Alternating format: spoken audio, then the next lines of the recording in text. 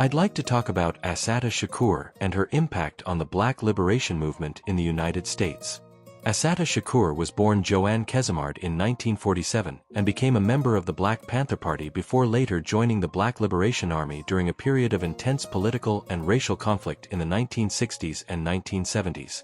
She advocated for racial justice, community empowerment, and an end to police brutality against Black Americans.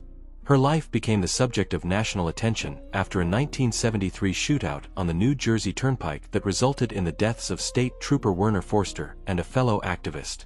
Shakur was convicted of murder, although she maintained her innocence and argued that her prosecution was politically motivated. In 1979, she escaped from prison and later received political asylum in Cuba, where she continues to live.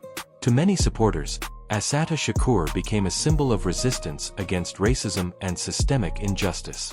Her autobiography has inspired generations of activists by describing her experiences with discrimination, incarceration, and political organizing.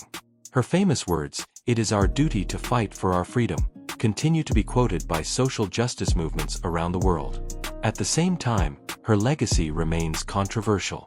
Many people, including law enforcement officials and the families affected by the 1973 incident, view her as a convicted criminal and reject the idea that she should be celebrated.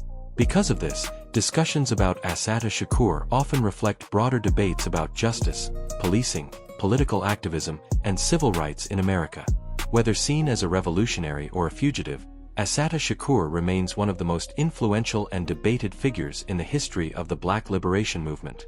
Her story continues to shape conversations about race, justice, and the meaning of resistance today. Thank you.